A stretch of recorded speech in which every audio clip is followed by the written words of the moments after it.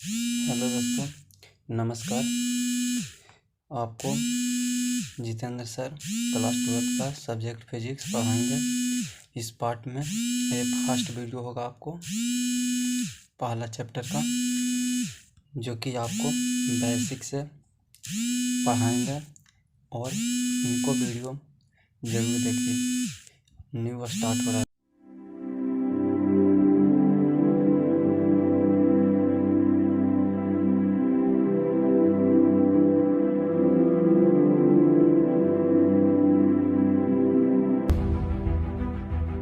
Hello students, welcome to the official YouTube channel of Origin Coaching. देखिए, आज मैं आपके लिए एक नई शुरुआत कर रहा हूँ। नई शुरुआत इन द सेंस, अभी तक मैंने जितने वीडियो फिजिक्स के बनाए वो सब इंग्लिश मीडियम में बनाए हैं, लेकिन अभी कुछ दिनों से हिंदी मीडियम स्टूडेंट्स के और बहुत से टीचर्स के डिमांड आ रहे थे कि सर आप ये कंटेंट्स यदि आप हिंदी मीडियम में भी प्रोवाइड करा देते तो बहुत अच्छी बात होती।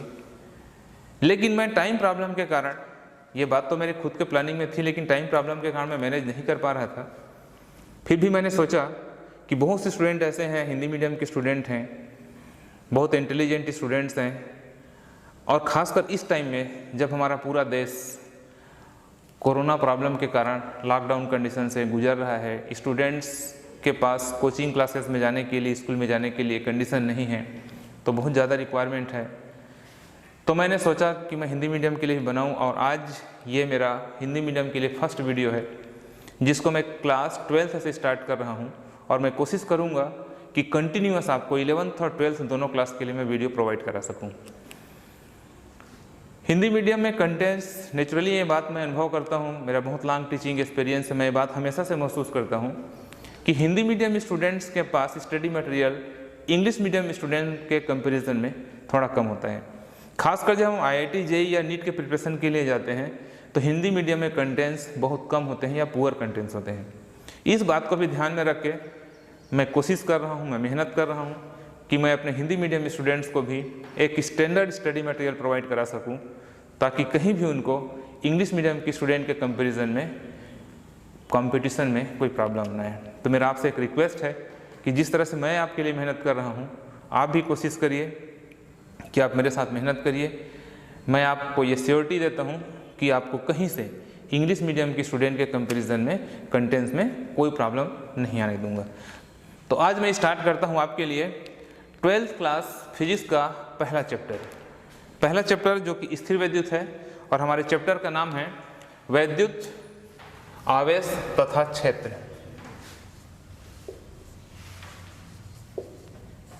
वैद्युत आवेश तथा क्षेत्र। साथ ही मेरा हिंदी मीडियम स्टूडेंट्स को एक सजेशन है कि आप हिंदी मीडियम की स्टूडेंट्स हैं, लेकिन आप कोशिश करिए कि आपको कम से कम हमारे साइंस के सब्जेक्ट के जितने टेक्निकल वर्ड्स हैं, वो टर्मिनोलॉजी, वो शब्द आपको इंग्लिश में भी आने चाहिए। क्योंकि आफ्टर 12th क्लास जब आप हायर एजुकेशन के लिए जाएंगे तो आपके लिए एक बड़ा प्रॉब्लम हो जाएगा कि यदि आप टर्मिनोलॉजी को इंग्लिश में नहीं समझेंगे तो बहुत प्रॉब्लम होगा। इसलिए मैं अपने सभी वीडियो में कोशिश करूंगा कि कम से कम जो टर्म्स यूज़ होते हैं, जैसे यहाँ पर मैंने टर्म यूज़ किया है वैद्युत, तो आपको पता होना चाहिए इसको इलेक्ट्रिसिटी कहते हैं, आवेश को हम चार्ज कहते हैं। तो ये पूरी टर्मिनोलॉजी मैं इंग्लिश में प्रोवाइड कराऊँगा, और आपसे मेरा रिक्वेस्ट भी है कि आप उससे भागें मत। आप हिंदी के साथ साथ इंग्लिश टर्मिनोलॉजी को भी शुरू से ध्यान दीजिए। तो हमारे चैप्टर का इंग्लिश में नाम क्या हो जाएगा? Electric charge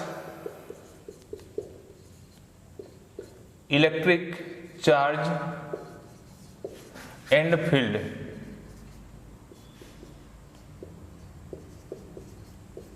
electric charge and field, ये हमारे चैप्टर का नाम है। अब हम सबसे पहले अपने कॉन्सेप्ट क्लियर करते हैं कि वास्तव में जो चैप्टर का हमारा मेन हेडिंग है वैद्युत आवेश, इनको सबसे पहले समझते हैं। भाई विद्युत क्या है, आवेश क्या है, ये पहले समझना पड़ेगा, तब तो आपको चैप्टर समझ में आएगा। तो सबसे पहले हम डिस्कस करते हैं विद्युत के बारे में कि विद्युत क्या है। Electricity, what is electricity? तो ये बात हम सभी को पता है कि हमारा पूरा ब्रह्मांड एक ऊर्जा का स्रोत है, पूरा हमारा ब्रह्मांड ऊर्जा का एक रूप है, ऊर्जा से भरा हुआ है। यहाँ पर विद्युत भी जो हम पढ़ रहे हैं वो भी क्या है, ऊर्जा का एक रूप है। दैट मीन्स हम ये कह सकते हैं कि विद्युत जो है वह ऊर्जा का एक रूप है। अब यहाँ पर हम देखते हैं कि किस तरह की ऊर्जा है, कैसे प्रोड्यूस होता है, कैसे इसके बारे में पता चला। इसकी बहुत लंबी हिस्ट्री है, लेकिन मैं सीधा आपको इसके पीक हिस्ट्री पर बात करता हूँ, सीधा इंपॉर्टेंट हिस्ट्री पर बात करता हूँ। इस सबसे पहले इनको सिस्टमेटिक जिस वैज्ञानिक ने हमको इंट्रोड्यूस कराया वो हैं अमेरिका के साइंटिस्ट बेंजामिन फ्रैंकलिन।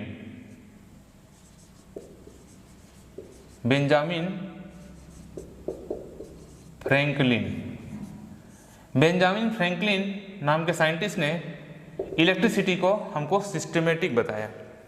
और ये एक घटना थी, एक प्राकृतिक घटना है।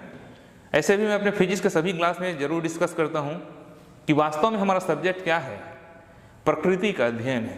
प्रकृति में होने वाली घटनाओं और उसके कारण को जानना ही फिजिक्स है। तो बेंजामिन फ्रैंकलिन ने भी इलेक्ट्रिक एनर्जी को, विद्युत ऊर्जा को एक प्राकृतिक घटना के द्वारा हमको इंट्रोड्यूस कराया। वो प्राकृतिक घटना क्या थी? बेंजामिन फ्रैंकलिन को पतंग उड़ाने का शौक था और वो एक बार पतंग उड़ा रहे थे। कपड़े के बने हुए बहुत बड़े बड़े पतंग, अमेरिका में इसका कंपटीशन होता है, उनका पतंग बहुत हाइट में था।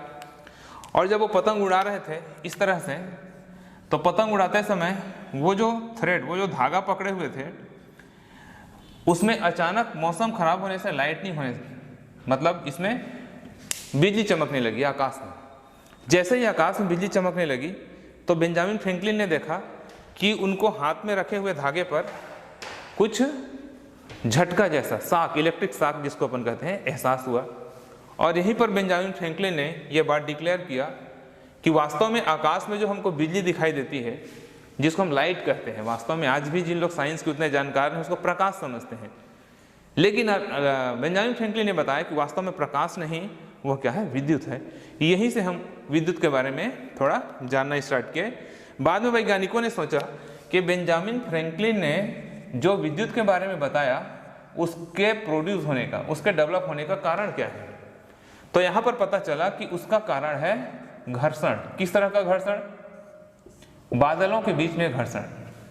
क्लाउड्स, स्काई में जो बादल होते हैं वो मोशन कंडीशन, मूविंग कंडीशन में होते हैं, तो वो या तो अगल बगल गुजरते हुए या आमने सामने से टकराने से, इसीलिए आप देखते होंगे जब भी लाइटनिंग होती है तो गरज भी हमको सुनाई देता है, साउंड भी सुनाई देता है। क्यों? क्यों? उनका टक्कर है, बादलों का टक्कर है।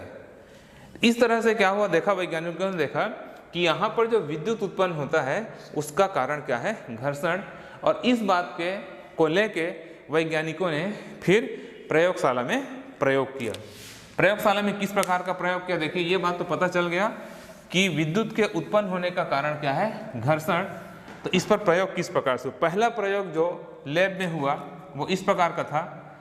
एक हम कांच का छड़ ले लिए, ये कांच का छड़ है, और इस कांच के छड़ को फलालेन के कपड़े से या बिल्ली के ऊपर के, उसके बाल से, हेयर से बिल्ली के इस प्रकार से रगड़े, और रगड़ने के बाद उसको एक धागे से लटका के स्वतंत्रता पूर्वक लटका दिए।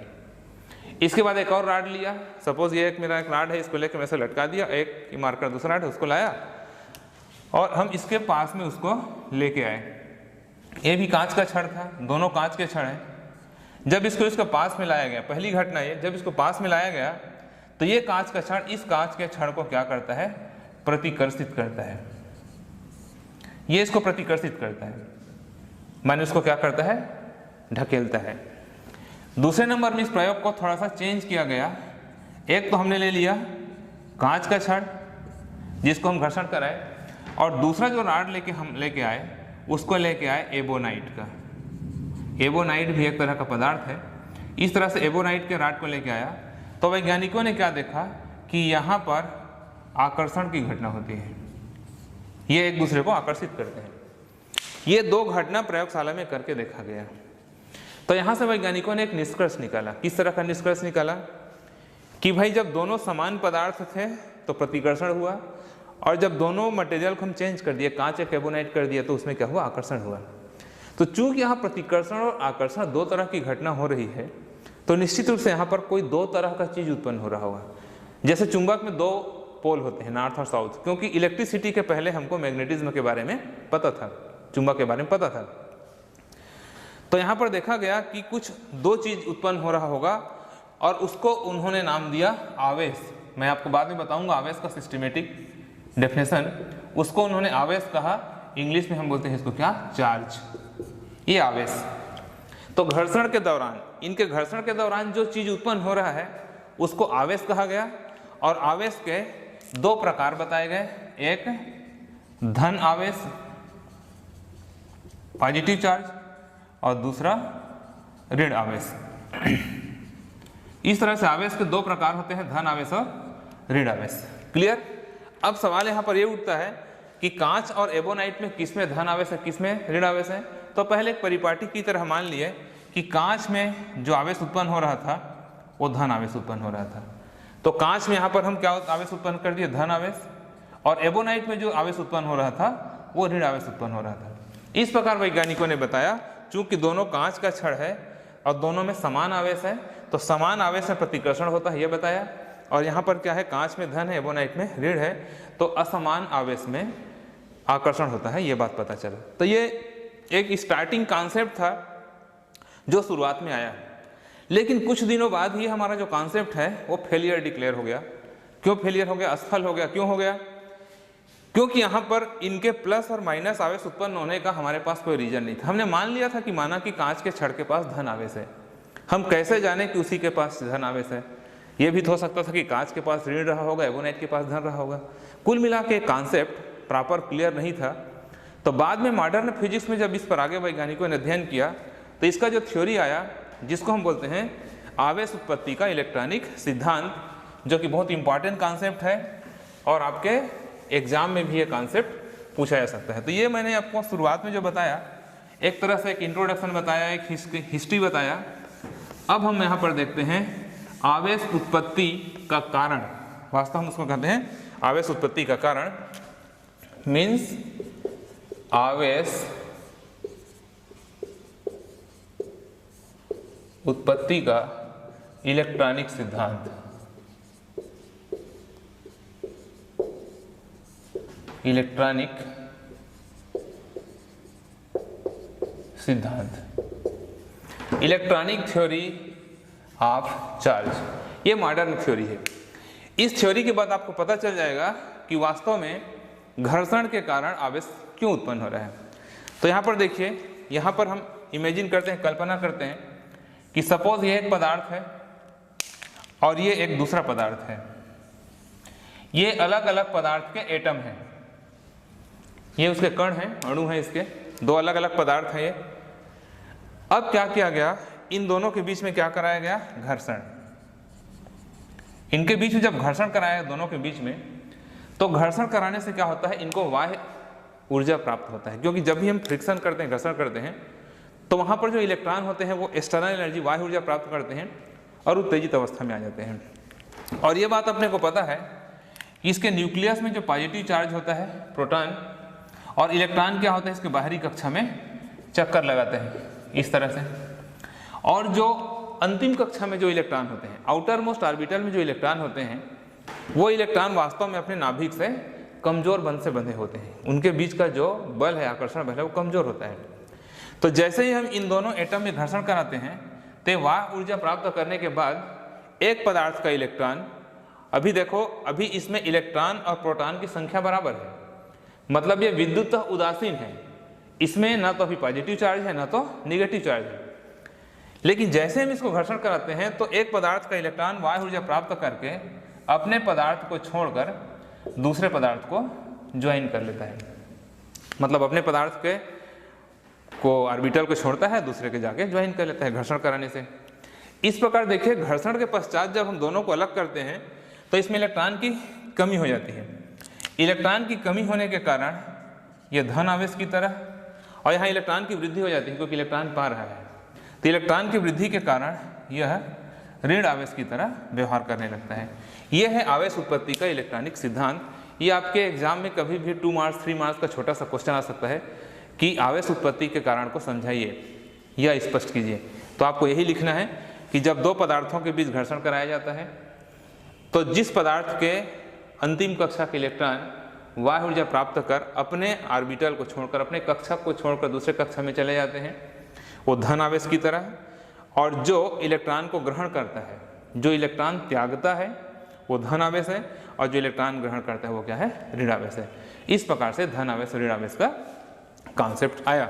यही है इसके घर्षण से आवेश उत्पन्न होने का कारण, जो मॉडर्न थ्योरी है। अब हम यहाँ पर देखते हैं, देखिए आज का मेरा जो क्लास है, पहला जो क्लास होता है, एक बात आप ध्यान रखेंगे, क्योंकि हिंदी मीडियम वाले ये मेरा फर्स्ट क्लास अटेंड कर रहे हैं, आगे आपको बहुत सारे क्लास अटेंड करने हैं। तो मैं एक बात आपको स्टार्टिंग में ही बता दूं कि कभी भी कोई मैं न्यू चैप्टर स्टार्ट करूंगा, मेरे स्टडी का टेक्निक है वो कि कभी भी मैं फर्स्ट चैप्टर स्टार्ट करूंगा, चाहे मैथ्स का क्लास हो चाहे फिजिक्स का क्लास हो, क्योंकि दोनों सब्जेक्ट के वीडियो मैं आपको प्रोवाइड कराता हूँ। देखिए मैथमेटिक्स के लिए आपको अलग से हिंदी मीडियम के क्लास का ज़रूरत नहीं है, क्योंकि मैथमेटिक्स में जो इंग्लिश लैंग्वेज जो टर्म यूज़ होता है वो बहुत कॉमन है, हर हिंदी मीडियम के स्टूडेंट भी समझता है, और ज़्यादातर तो उसमें अपने स्टेप सॉल्व करने होते हैं, इसलिए ज़रूरत नहीं है। तो आप में से जितने लोग मैथमेटिक्स फैकल्टी के स्टूडेंट्स हैं वो नेचुरली मेरा मैथमेटिक्स के बहुत सारे वीडियो मैंने प्रोवाइड कराए हैं, वहाँ से आप कंसल्ट कर सकते हैं प्रॉब्लम फिजिक्स में। तो आपको क्या करना है, सबसे पहले जो पहले दिन का मेरा क्लास होता है उस क्लास को आपको ढंग से समझना है, क्योंकि आगे का पूरा चैप्टर उसी फर्स्ट क्लास के फंडामेंटल पर डिपेंड होता है। क्लियर? तो देखिए हमारा अगला टॉपिक है आवेश का क्वांटीकरण। आवेश का क्वांटमीकरण। आवेश का क्वांटमीकरण, क्वांटिजेशन ऑफ चार्ज।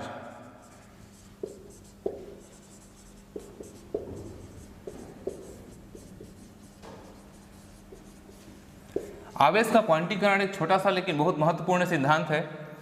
ये आवेश का क्वांटीकरण क्या होता है, देखिए आवेश का क्वांटीकरण का स्टेटमेंट है, इसका कथन है Q equal to N into E। ये इसका फार्मूला है, जहां पर Q क्या है, किसी पदार्थ पर कुल आवेश की मात्रा है, कुल आवेश है किसी भी पदार्थ पर। N क्या है, एक पूर्णांक है, पूर्णांक का मतलब +-1 +-2, इंटीजर बोलते हैं जिसको इंग्लिश में।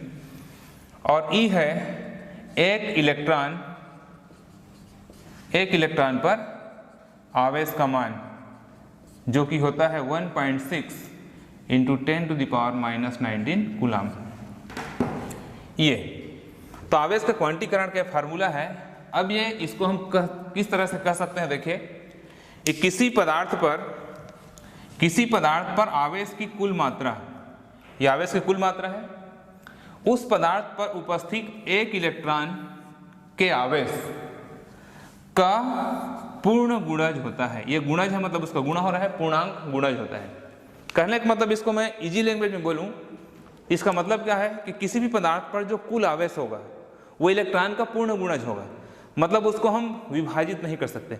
हम ऐसा नहीं कर सकते कि इस पदार्थ में 7/2 इलेक्ट्रॉन है, वो रहेगा तो 7, नहीं तो 8, नहीं तो 9, 7/2 नहीं हो सकता, माने उसको विभाजित नहीं किया जा सकता। ये हम उसको एक कॉमन लैंग्वेज में, आपको इजी लैंग्वेज में बता रहे हैं कि किसी भी पदार्थ पर आवेश की जो कुल मात्रा है उसके एक इलेक्ट्रॉन पर आवेश का पूर्ण गुणज होगा। फॉर एग्जाम्पल कि किसी पदार्थ पर जो आवेश है, वो +-1 होगा या +-2 होगा या +-3 होगा, +-4 होगा, मतलब पूर्णांक में होगा। ये कहलाता है आवेश का क्वांटीकरण। लेकिन मैं आपको एक इंपॉर्टेंट बता दूं, रिसेंटली अभी कुछ सालों पहले ही अमेरिका के वैज्ञानिकों ने कुछ ऐसे पदार्थ, कुछ ऐसे इलेक्ट्रॉन पाया है जो क्या होता है, भिन्नात्मक रूप में होता है, जिसका नाम दिया गया है क्वार्क। ये आपको एक जनरल नॉलेज की तरह मैं बता रहा हूँ, एग्जाम में आएगा तो आपको इसी बात को लिखना है। ये अपवाद है, अपवाद तो नहीं कह सकते, वो फैक्ट मिल चुका है, अभी रिसेंटली मिला है, उसको हम क्वार्क कहते हैं, QUARK। और क्वार्क हमको 2 मिला है, एक +-1/3e और दूसरा मिला है +-2/3e। ये 2 तरह के क्वार्क मिले हैं, जिसमें से +1/3 को अप क्वार्क, -2/3 को डाउन क्वार्क भी कहा जाता है। ठीक है, तो ये क्वार्क कहलाता है, ये आप अलग से ध्यान रखेंगे।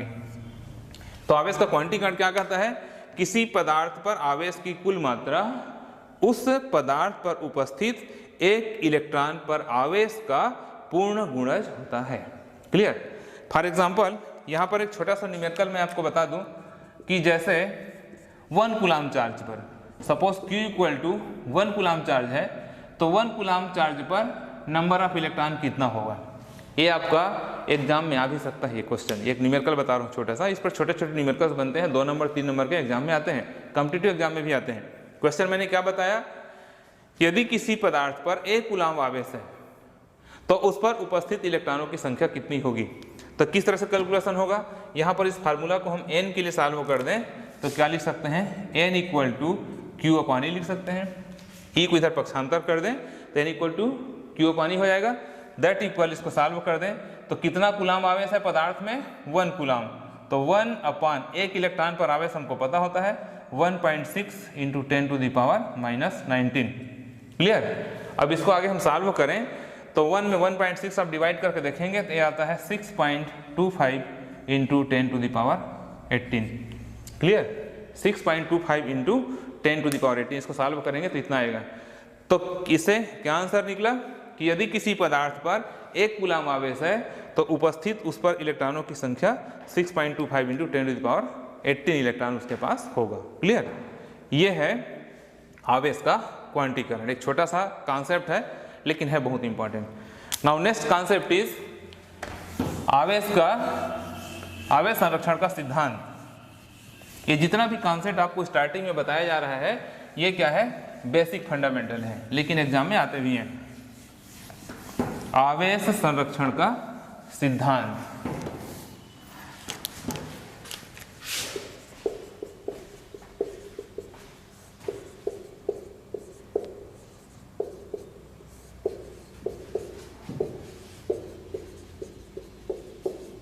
आवेश संरक्षण का सिद्धांत, आपने ऊर्जा संरक्षण का सिद्धांत का नाम सुना होगा।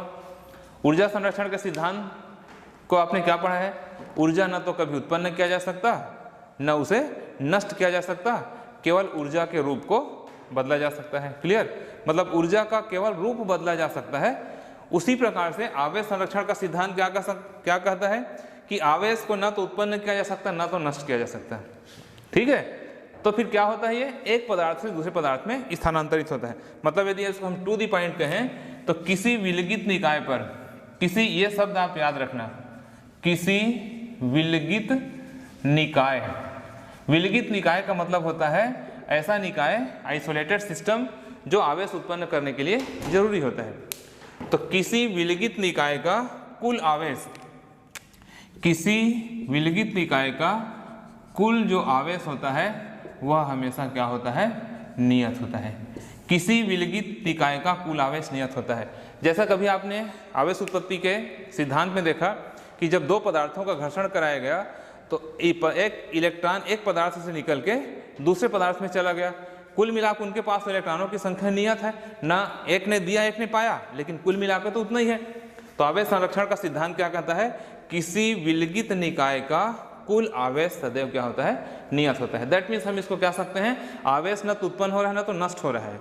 किसी सिस्टम पर आवेश का, सिस्टम पर ना, क्योंकि एक दे रहा है एक ले रहा है, दोनों मिलाकर सिस्टम कहलाएंगे, विलगित निकाय कहलाएंगे, उनका आवेश नियत होता है। तो एक लाइन का कॉन्सेप्ट है और ये एग्जाम में कभी भी 1 मार्क्स 2 मार्क्स का क्वेश्चन आता है।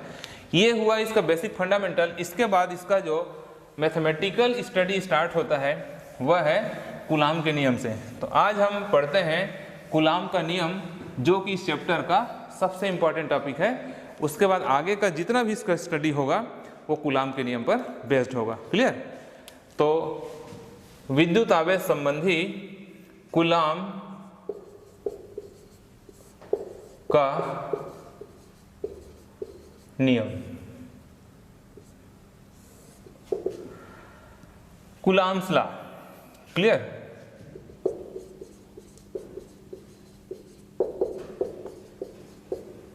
कूलाम्स इनवर्स स्केल लॉ भी बोलते हैं इसको, कूलाम का नियम। तो सबसे पहले हम देखें इसका कथन।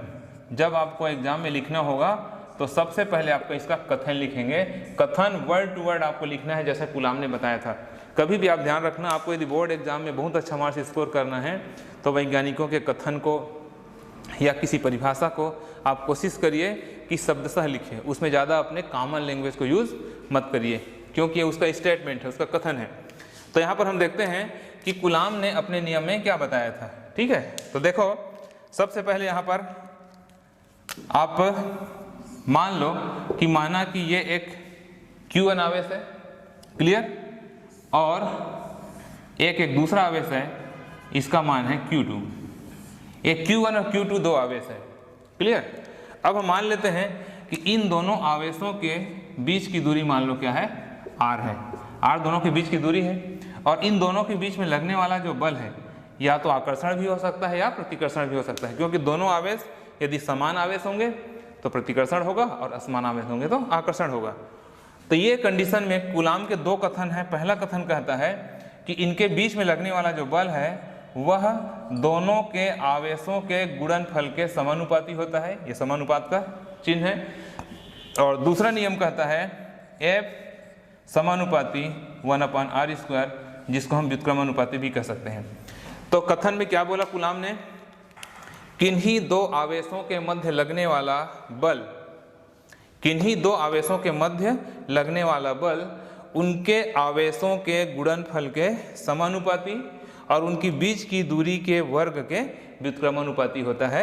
यह है कूलाम के नियम का कथन। एक बार और ध्यान से सुनिए, किन्हीं दो आवेशों के मध्य लगने वाला आकर्षण या प्रतिकर्षण बल, क्योंकि ये बल दोनों हो सकता है, मैंने बताया, किन्हीं दो आवेशों के मध्य लगने वाला आकर्षण या प्रतिकर्षण का बल उन दोनों आवेशों के गुणनफल के समानुपाती तथा उनकी बीच की दूरी के वर्ग के व्युत्क्रमानुपाती होता है। क्लियर। अब इसको हम दोनों को मिला दें तो क्या मिलेगा अपने को, देखिए, देयरफॉर एक तथा दो से, एक तथा दो से दोनों को मिला दिया जाए तो हमको क्या संबंध मिलेगा, F समानुपाती Q1 इंटू Q2/r²। अब आगे इसको सॉल्व किया जाए तो F बराबर, यहाँ पर एक समानुपातिक नियतांक का गुणा करेंगे जो कि K है, तो K Q1 इंटू Q2/r² हो जाएगा। इसको हम दे देते हैं रिलेशन नंबर 3। अब आगे कूलाम ने बताया CGS पद्धति में, CGS पद्धति में उन्होंने K का मान कितना बताया, 1 इकाई बताया। इस मान को यहाँ पर रख दें तो F बराबर हो जाएगा Q1 इंटू Q2/r²। डायन क्या है, बल का यूनिट है CGS सिस्टम में। क्लियर। बाद में कूलाम ने बताया SI यूनिट के लिए, सपोज हम इसको SI यूनिट के लिए, अंतर्राष्ट्रीय स्टैंडर्ड प्रणाली के लिए यूज करें, तो कूलाम ने बताया कि जो K का मान होता है 1/4 पाई, इसको बोलते हैं एप्सिलॉन नॉट, नॉट मतलब जीरो, नाइस, एप्सिलॉन नॉट। तो K का मान होता है 1/4 पाई एप्सिलॉन नॉट, और जिसका आंकिक मान होता है 9 इंटू 10⁹, ये इसका आंकिक मान है। क्लियर। इस मान को हम यहाँ पर भर दें तो क्या मिल जाएगा। अच्छा, यहाँ पर आप ध्यान रखना, ये जो एप्सिलॉन नॉट है वो क्या है, निर्वात की विद्युतशीलता है, निर्वात की विद्युतशीलता, इंग्लिश में बोलते हैं परमिटिविटी। अब शायद निर्वात की विद्युतशीलता, आगे इसके बारे में बात करेंगे।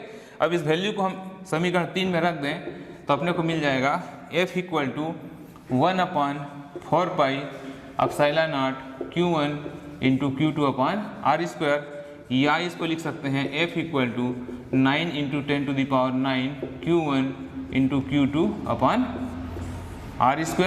ये अब इसका मात्रक क्या हो जाएगा, न्यूटन, क्योंकि क्या है, ये बल का मात्रक है MKS पद्धति में।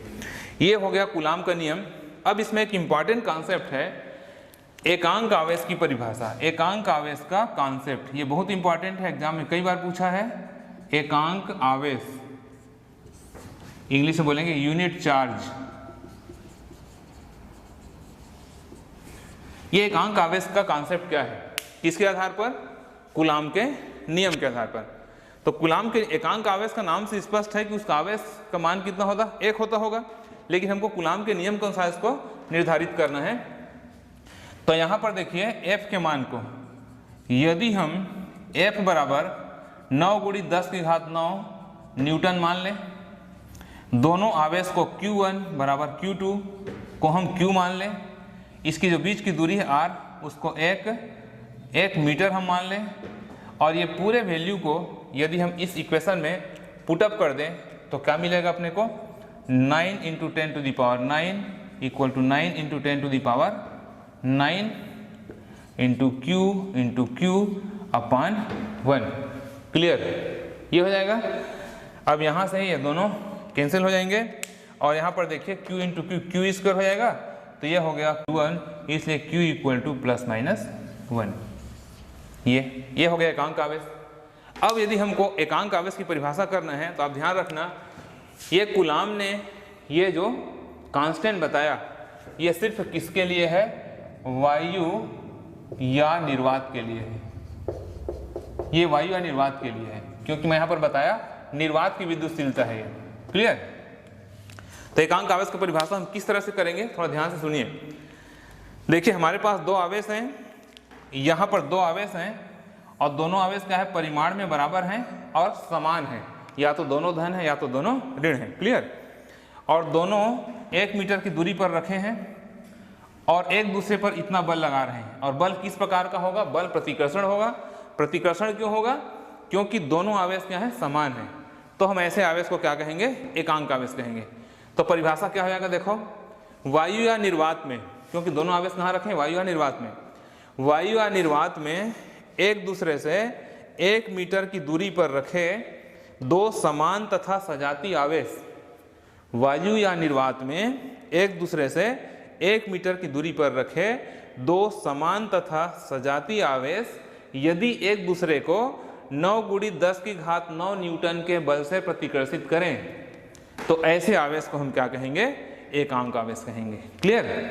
तो बोर्ड एग्जाम में आपको कभी भी क्वेश्चन आता है तो ऐसा आता है कि कूलाम का नियम लिखो तथा इसकी सहायता से एकांक आवेश को परिभाषित करो। तो ये है हमारा कूलाम का नियम और उसकी सहायता से एकांक आवेश की परिभाषा। लास्ट में मैं 1 मिनट आपसे एक डिस्कस कर दूं कि कभी कभी क्वेश्चन क्या पूछता है कि इसकी आप सीमाएं लिखिए। यहाँ पर मैं छोटा सा लिख देता हूँ, इसकी सीमाएं, कूलाम के नियम की सीमाएं। 1-2 इसकी सीमा आपको मैं बता दूं। सीमाएं का मतलब क्या होता है कि कूलाम का नियम एक्चुअल में हर परिस्थिति में लागू नहीं होता, हर परिस्थिति में लागू नहीं होता। तो कुछ इसके लिमिटेशंस हैं। कई बार बोर्ड एग्जाम में पूछा है कूलाम का नियम लिखो तथा इसकी सहायता से एकांक आवेश की परिभाषा लिखो तथा कूलाम के नियम की सीमाओं की व्याख्या कीजिए कि किस किस कंडीशन पर वो अप्लाई होता है। तो कुछ इसके स्पेशल कंडीशन आप ध्यान देंगे। पहला कंडीशन क्या है कि ये जो आवेश है ये बिंदु आवेश होना चाहिए। बिंदु आवेश कहने का मतलब बहुत बड़ा आवेश नहीं होना चाहिए, पॉइंट चार्ज होना चाहिए, बिंदु आवेश होना चाहिए। दूसरा क्या है, इनके बीच की जो दूरी है r, ये जो इनकी बीच की दूरी है ये दूरी ना तो बहुत अधिक होना चाहिए ना तो बहुत कम होना चाहिए। बहुत अधिक रखेंगे तो भी ये नियम लागू नहीं होगा और बहुत कम, नियर अबाउट 10⁻⁻15 मीटर से कम पर यह अप्लाई नहीं होता।